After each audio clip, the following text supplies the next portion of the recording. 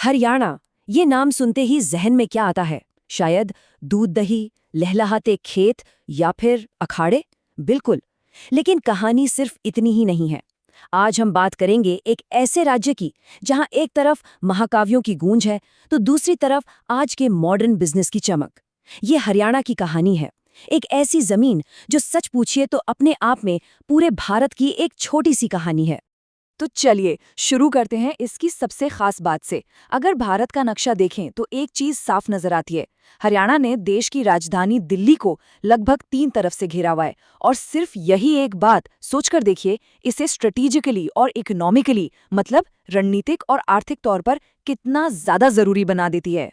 और पता है, इसके नाम में ही इसकी पूरी पहचान छिपी है। हरियाणा।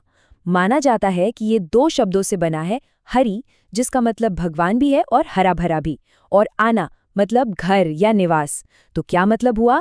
भगवान का घर या फिर हरियाली की भूमि। और ये नाम इसकी उपजाऊ जमीन को एकदम परफेक्टली डिस्क्राइब करता है। तो चलिए सबसे पहले चलते हैं इसके इतिहास की गहराइयों में। एक ऐसा इतिहास जिसकी गूंज हरियाणा की मिट्टी में आज भी महसूस की जा सकती है। सोचकर देखिए, ये वही जमीन है, कुरुक्षेत्र की भूमि, जहां महाभारत का वो महासंग्राम हुआ था। और यहीं पर भगवान कृष्ण ने अर्जुन को गीता का वो अमर उपदेश दिया था। तो ये सिर्फ एक जगह नहीं है, ये भारत की आध्यात्मिक और सांस्कृतिक विरासत का एक बहुत बहुत जरूरी हिस्सा है। और कहानी सिर्फ महाकाव्यों तक ही नहीं रुकती। इतिहास के पन्ने पलटे तो पता चलता है कि पानीपत की वो 3 बहुत बड़ी लड़ाइयाँ यहीं लड़ी गईं। वो लड़ाइयाँ जिन्होंने हिंदुस्तान का नक्शा ही बदल दिया। मतलब बाबर, अकबर से लेकर मराठों तक भारत की किस्मत के बड़े बड़े फैसले हरियाणा की इसी मिट्टी पर हुए। तो इतिहास के इन बड़े बड़े युद्धों से अब निकलते हैं और चलते हैं हरियाणा के दिल में, जो धड़कता है इसके खेतों में, इसकी संस्कृति में। ये कहावत तो सबने सुनी ही होगी, है ना? देसा में देश हरियाणा, जिद्दू दही का खाना। ये सिर्फ एक लाइन नहीं है, ये यहाँ की पूरी लाइफस्टाइल का निचोड़ है। दूध, दही, घी, ये यहाँ सिर्फ खाने की चीजें नहीं, बल्कि कल्चर का एक अटूट हिस्सा है। और ये जो दूध दही की बात है, ये समृद्धि आती कहाँ से है? जाहिर है इसकी हरी भरी उपजाऊ जमीन से। गेहूं, धान, गन्ना, सब कुछ यहाँ खूब होता है। इसीलिए तो इसे भारत का अन्न भंडार भी कहते हैं। और याद है ग्रीन रेवोल्यूशन, हरित क्रांति? उस मुश्किल दौर में इसी राज्य ने देश को खाने के मामले में आत्मनिर्भर बनाने में एक जबरदस्त भूमिका निभाई थी। ठीक है, तो इतिहास हो गया, खेतीबाड़ी हो गई। अब कहानी में आता है एक बड़ा ट्विस्ट। अब हम हरियाणा के उस चेहरे को देखेंगे जो शायद सबसे चौंकाने वाला है। इसका मॉडर्न रूप, एक असली इकोनॉमिक पावर हाउस का रूप। यहाँ इसकी डबल पावर देखने को मिलती है। दिल्ली के पास होने का फायदा कैसे उठाया जाता है, ये हरियाणा ने दिखाया। देखिए, एक तरफ है गुरुग्राम, चमचमाती बिल्डिंग्स, बड़ी बड़ी मल्टीनेशनल कंपनियां, आईटी का हब, जिसे लोग इंडिया का कॉर्पोरेट पावर सेंटर भी कहते हैं।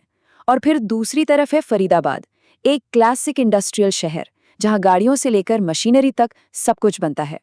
और ये कहानी सिर्फ गुरुग्राम या फरीदाबाद की नहीं है। ऑटोमोबाइल, आईटी, टेक्सटाइल, पेट्रोकेमिकल्स, खेती की मशीनें, रियल एस्टेट, मतलब इंडस्ट्रीज की इतनी बड़ी रेंज है कि यही चीज हरियाणा को देश के सबसे डेवलप्ड स्टेट्स में से एक बनाती है। तो अर्थव्यवस्था की बात हो गई। अब चलते हैं हरियाणा की पहचान के एक और बहुत ही मजबूत पिलर की तरफ, और वो है खेल। इसे यूं ही इंडिया की स्पोर्ट्स नर्सरी नहीं कहते। इसके पीछे एक बहुत बड़ी वजह है।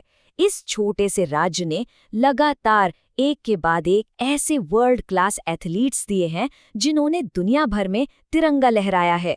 नामों की तो लिस्ट ही बहुत लंबी है। नीरज चोपड़ा, जिन्होंने जैवलिन में वो ऐतिहासिक ओलंपिक गोल्ड जीता। साक्षी मलिक, बजरंग पूनिया, विनेश फोगाट। कुश्ती में तो हरियाणा का दबदबा है। और हम हरियाणा हरिकेन कपिल देव को कैसे भूल सकते हैं? ये तो बस कुछ नाम हैं।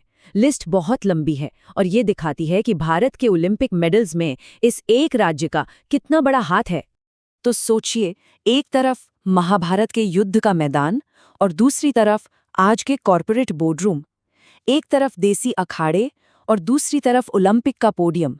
सवाल ये है कि एक ही राज्य अपने अंदर भारत के इतने गहरे अतीत और इतने सुनहरे भविष्य दोनों को एक साथ कैसे समेटे हुए है। शायद यही सवाल हरियाणा की पूरी कहानी कह देता है।